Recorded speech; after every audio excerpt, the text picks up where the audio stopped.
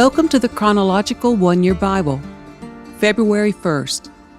Today's reading is Exodus chapter 1, verse 1 through chapter 2, verse 25, 1 Chronicles chapter 6, verses 1 through 3, and Exodus chapter 3, verse 1 through chapter 4, verse 17.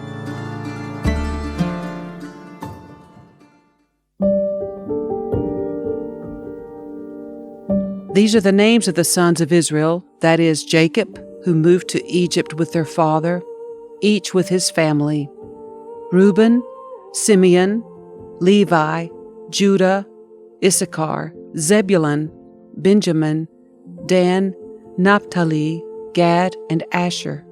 In all, Jacob had 70 descendants in Egypt, including Joseph, who was already there. In time, Joseph and all his brothers died, ending that entire generation. But their descendants, the Israelites, had many children and grandchildren. In fact, they multiplied so greatly that they became extremely powerful and filled the land. Eventually, a new king came to power in Egypt who knew nothing about Joseph or what he had done.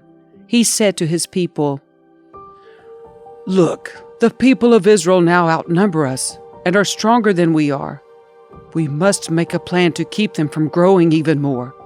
If we don't, and if war breaks out, they will join our enemies and fight against us. Then they will escape from the country." So the Egyptians made the Israelites their slaves. They appointed brutal slave drivers over them, hoping to wear them down with the crushing labor. They forced them to build the cities of Pithom and Ramses as supply centers for the king. But the more the Egyptians oppressed them, the more the Israelites multiplied and spread, and the more alarmed the Egyptians became. So the Egyptians worked the people of Israel without mercy. They made their lives bitter, forcing them to mix mortar and make bricks and do all the work in the fields. They were ruthless in all their demands.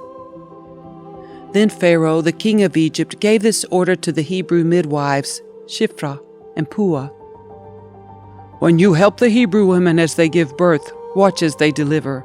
If the baby is a boy, kill him. If it is a girl, let her live." But because the midwives feared God, they refused to obey the king's orders. They allowed the boys to live too. So the king of Egypt called for the midwives. "Why have you done this?" he demanded. "Why have you allowed the boys to live?" "The Hebrew women are not like the Egyptian women," the midwives replied. "They are more vigorous and have their babies so quickly that we cannot get there in time." So God was good to the midwives, and the Israelites continued to multiply, growing more and more powerful. And because the midwives feared God, He gave them families of their own. Then Pharaoh gave this order to all his people: "Throw every newborn Hebrew boy into the Nile River, but you may let the girls live." About this time, a man and woman from the tribe of Levi got married. The woman became pregnant and gave birth to a son. She saw that he was a special baby and kept him hidden for 3 months. But when she could no longer hide him, she got a basket made of papyrus reeds and waterproofed it with tar and pitch. She put the baby in the basket and laid it among the reeds along the bank of the Nile River. The baby's sister then stood at a distance, watching to see what would happen to him. Soon, Pharaoh's daughter came down to bathe in the river, and her attendants walked along the riverbank. When the princess saw the basket among the reeds, she sent her maid to get it for her. When the princess opened it, she saw the baby. The little boy was crying, and she felt sorry for him. "This must be one of the Hebrew children," she said. Then the baby's sister approached the princess. "Should I go and find one of the Hebrew women to nurse the baby for you?" she asked. "Yes, do," the princess replied. So the girl went and called the baby's mother. "Take this baby and nurse him for me," the princess told the baby's mother. I will pay you for your help." So the woman took her baby home and nursed him. Later, when the boy was older, his mother brought him back to Pharaoh's daughter, who adopted him as her own son.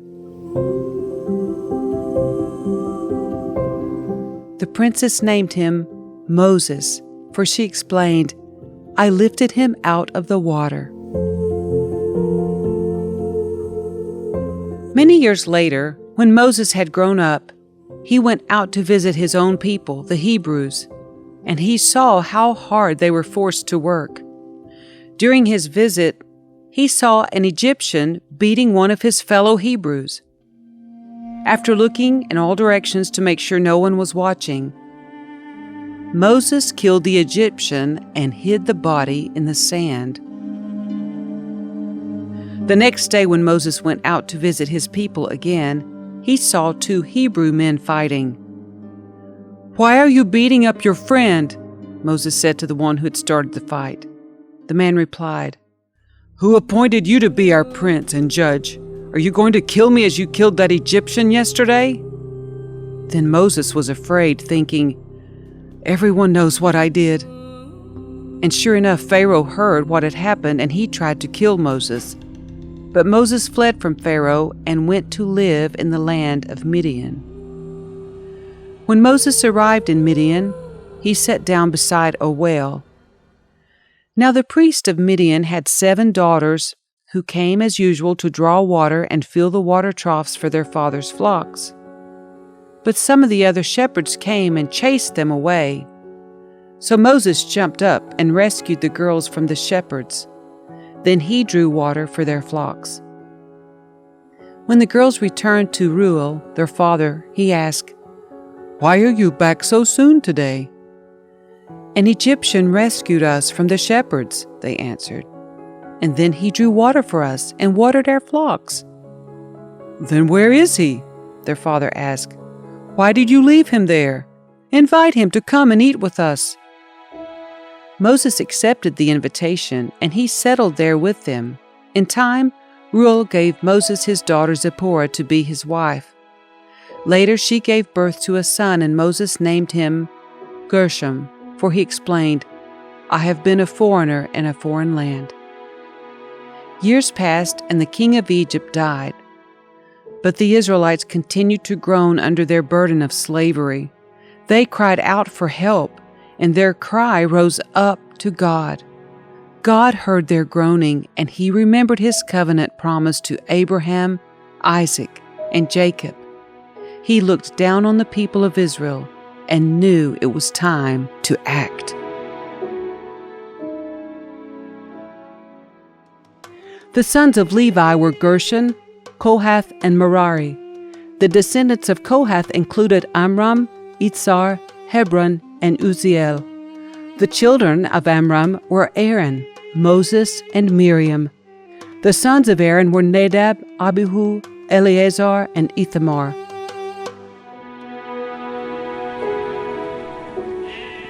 One day Moses was tending the flock of his father-in-law Jethro, the priest of Midian. He led the flock far into the wilderness and came to Sinai, the mountain of God. There the angel of the Lord appeared to him in a blazing fire from the middle of a bush. Moses stared in amazement. Though the bush was engulfed in flames, it did not burn up. "This is amazing," Moses said to himself. "Why isn't that bush burning up? I must go see it." When the Lord saw Moses coming to take a closer look, God called to him from the middle of the bush, "Moses, Moses." "Here I am," Moses replied. "Do not come any closer," the Lord warned. "Take off your sandals, for you are standing on holy ground. I am the God of your father, the God of Abraham, the God of Isaac, and the God of Jacob." When Moses heard this, he covered his face because he was afraid to look at God. Then the Lord told him, "I have certainly seen the oppression of my people in Egypt. I have heard their cries of distress because of their harsh slave drivers. Yes, I am aware of their suffering. So I have come down to rescue them from the power of the Egyptians and lead them out of Egypt into their own fertile and spacious land. It is a land flowing with milk and honey, the land where the Canaanites, Hittites, Amorites, Perizzites, Hivites, and Jebusites now live. Look, the cry of the people of Israel has reached me, and I have seen how harshly the Egyptians abuse them. Now go, for I am sending you to Pharaoh. You must lead my people Israel out of Egypt. But Moses protested to God, "Who am I to appear before Pharaoh? Who am I to lead the people of Israel out of Egypt?" God answered, "I will be with you. And this is your sign that I am the one who has sent you. When you have brought the people out of Egypt, you will worship God at this very mountain." But Moses protested, "If I go up to the people of Israel and tell them, 'The God of your ancestors has sent me to you,' they will ask me, 'What is his name?' Then what should I tell them?" God replied to Moses, "I am who I am. Say this to the people of Israel, 'I am has sent me to you.'" God also said to Moses, "Say this to the people of Israel, 'Yahweh, the God of your ancestors, the God of Abraham, the God of Isaac, and the God of Jacob, has sent me to you.' This is my eternal name, my name to remember for all generations. Now go and call together all the elders of Israel. Tell them, 'Yahweh, the God of your ancestors, the God of Abraham, Isaac, and Jacob, has appeared to me. He told me, I have been watching closely, and I see how the Egyptians are treating you. I have promised to rescue you from the oppression in Egypt. I will lead you to a land flowing with milk and honey, the land where the Canaanites, Hittites, Amorites, Perizzites, Hivites, and Jebusites now live. The elders of Israel will accept your message. Then you and the elders must go to the king of Egypt and tell him, 'The Lord, the God of the Hebrews, has met with us, so please let us take a 3-day journey into the wilderness to offer sacrifices to the Lord our God.' But I know that the king of Egypt will not let you go unless a mighty hand forces him. So I will raise my hand and strike the Egyptians, performing all kinds of miracles among them. Then at last he will let you go, and I will cause the Egyptians to look favorably on you. They will give you gifts when you go, so you will not leave empty-handed. Every Israelite woman will ask for articles of silver and gold and fine clothing from her Egyptian neighbors and from the foreign women in their houses. You will dress your sons and daughters with these, stripping the Egyptians of their wealth."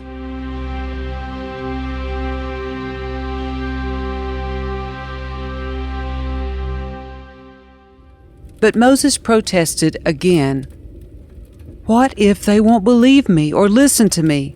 What if they say, 'The Lord never appeared to you'?" Then the Lord asked him, "What is that in your hand?" "A shepherd's staff," Moses replied. "Throw it down on the ground," the Lord told him. So Moses threw down the staff, and it turned into a snake. Moses jumped back. Then the Lord told him, "Reach out and grab its tail." So Moses reached out and grabbed it, and it turned back into a shepherd's staff in his hand. "Perform this sign," the Lord told him. "Then they will believe that the Lord, the God of their ancestors, the God of Abraham, the God of Isaac, and the God of Jacob, really has appeared to you." Then the Lord said to Moses, "Now put your hand inside your cloak." So Moses put his hand inside his cloak, and when he took it out again, his hand was white as snow, with a severe skin disease. "Now put your hand back into your cloak," the Lord said. So Moses put his hand back in, and when he took it out again, it was as healthy as the rest of his body.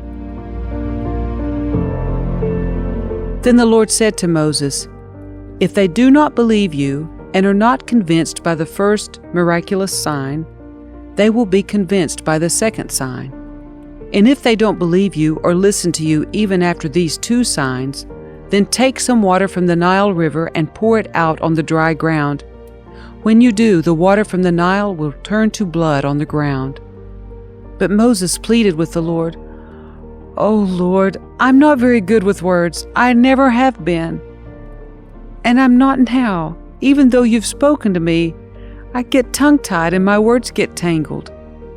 Then the Lord asked Moses, "Who makes a person's mouth? Who decides whether people speak or do not speak? Hear or do not hear? See or do not see? Is it not I, the Lord? Now go, I will be with you as you speak, and I will instruct you in what to say." But Moses again pleaded, "Lord, please, send anyone else." Then the Lord became angry with Moses. "All right," he said, "what about your brother Aaron, the Levite? I know he speaks well. And look, he is on his way to meet you now. He will be delighted to see you. Talk to him and put the words in his mouth. I will be with both of you as you speak, and I will instruct you both in what to do. Aaron will be your spokesman to the people. He will be your mouthpiece, and you will stand in the place of God for him, telling him what to say. And take your shepherd's staff with you, and use it to perform the miraculous signs I have shown you.